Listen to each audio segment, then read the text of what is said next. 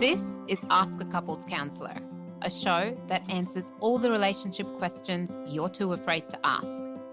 On the show, we'll take your questions and give you the tools you need to build trust and intimacy with your partner. I'm your host, Neha Kapoor. I'm a registered clinical counsellor and psychotherapist, and I'm really passionate about helping couples navigate the challenges that we all go through. Because after all, every relationship encounters some stormy weather now and then. Hello and welcome to another episode of Ask the Couples Counsellor. Modern dating isn't just complicated. It's a minefield of blurred lines, mixed signals, and emotional grey zones. In today's episode, we're breaking down the pattern that leaves people stuck, the situationships that feel like connection but lack clarity, the cycles that look like love but go nowhere, and the moments where real kindness means having the courage to be honest. If you're tired of wondering where you stand or what it all means, stay with me. This one's for you. All right, let's get into it. So our first question for today comes from Lana in Victoria. Let's have a listen to Lana's question. What is a situationship? As a couples therapist, I can tell you this term is everywhere right now, and for good reason. So a situationship describes that blurry in-between zone where two people are more than friends, less than committed partners, and absolutely unsure what label, if any, applies. And here's the kicker. Situationships aren't rare anymore. They're becoming the new normal in modern dating. Why? Because we live in a time of endless options, fear of vulnerability, and a culture that often says, let's not define this, just in case something better comes along. So let me give you an example of a situationship. Imagine Jess and Liam. They've been seeing each other for 6 months. They text every day. They go out on dates. They're intimate. They even spend time together on the weekends. But there's no label.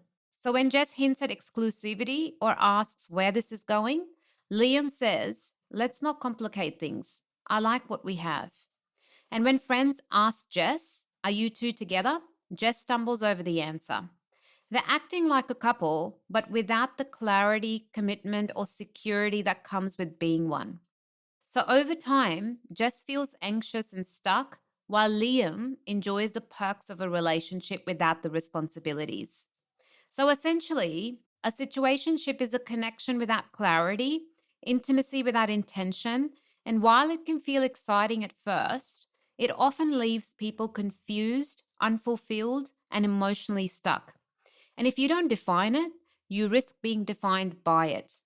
So a situationship can feel like a safe middle ground, but if you want deep connection, growth, or real partnership, sitting in that grey zone too long often leads to heartache.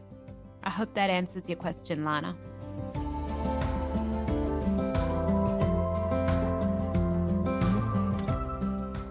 Our second question for today comes from Julia in Sydney. Let's have a listen to Julia's question. I'm dating someone and it feels like it's going really well. We're acting like a couple, things are good. But then they randomly pull back and they say they aren't ready for a commitment. Then they come back again and we start all over. What does that mean? Julia, let me tell you, this is one of the most common, confusing, and draining dynamics I see. And if you're caught in it, I want you to know this.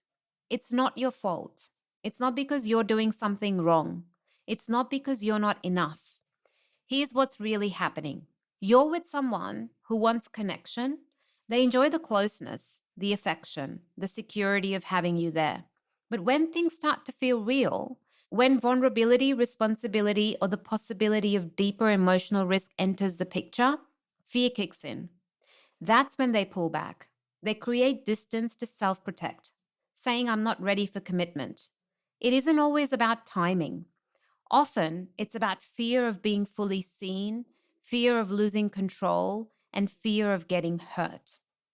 Then, once they feel you're still there, once they're reassured they haven't lost you, they come back. And the cycle starts over. You're not in a relationship. You're in a cycle. And the thing about cycles, they go in circles. They feel like movement, but they don't take you anywhere new. And here's the emotional cost.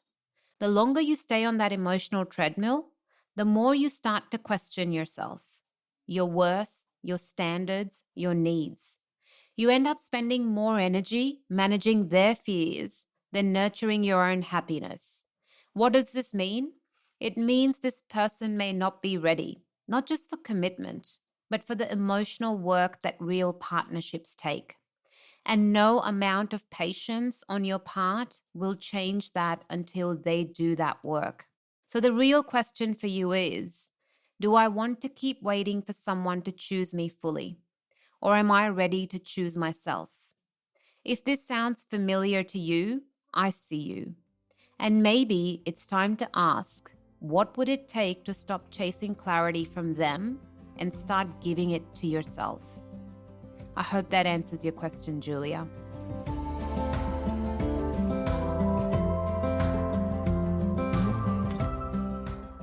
All right, our last question for today comes from James in Sydney. Let's have a listen to James's question.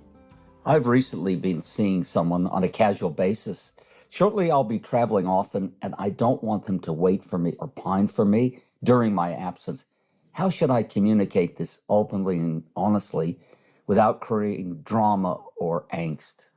James, that's such a thoughtful and respectful question, I must say. And I have to say, as a couples therapist, I love that you're asking this. Because so often people ghost, drift, or avoid hard conversations when distance is coming. But what you're doing, that's integrity, that's care. And that's how we stop unnecessary heartbreak before it starts. So let's break this down so you can communicate your intentions clearly, kindly, and with respect, while protecting both of your feelings. Here's what you want to achieve in this conversation. Be honest about your plans and priorities. Acknowledge the connection you've shared without overpromising. Set kind but firm boundaries so there's no confusion. Leave the door open for positive feelings without leading them on. How you might say it, it's your script, but I'll tell you a little bit about how I would phrase it. So you'd be saying something like, I really value the time we've been spending together. I've genuinely enjoyed getting to know you, and I appreciate the connection we've shared. I want to be upfront because I respect you, and I respect what we've had so far. I'm going to be traveling a lot soon, and I know that means I won't be able to be as present as I'd like. I wouldn't feel right asking you to wait to put anything on hold for me while I'm away. That's not fair to either of us. I think it's best to leave things open right now so we can both focus on what's ahead without pressure or expectations. I hope you know this isn't just about you or a lack of appreciation. I just believe in being honest, so neither of us ends up feeling uncertain or hurt down the line. And who knows, if our paths cross again in the future, I'd be happy to reconnect. But for now, I want to give us both the freedom to move forward in a way that feels good and true. So, James, I just want to say this. When you care about someone, clarity is kindness. And the most respectful goodbye is one that leaves no one waiting, no one wondering, and no one doubting their worth. And here's the takeaway for anyone listening. It's never the wrong time to speak with honesty, warmth, and care. The words might feel hard in the moment, but they save so much confusion, hurt, and regret in the long run. If any of this resonated with you today, I want you to remember this. You deserve clarity, you deserve connection, and you deserve a relationship that chooses you fully. It's easy to get caught in gray zones, to wait for someone to make up their mind, or to hope that things will magically fall into place. But real love, real partnership, it doesn't leave you guessing. So if you're in that space right now, pause, breathe, ask yourself, am I waiting for someone to choose me, or is it time for me to choose myself? Because here's the truth. Clarity isn't something we wait for.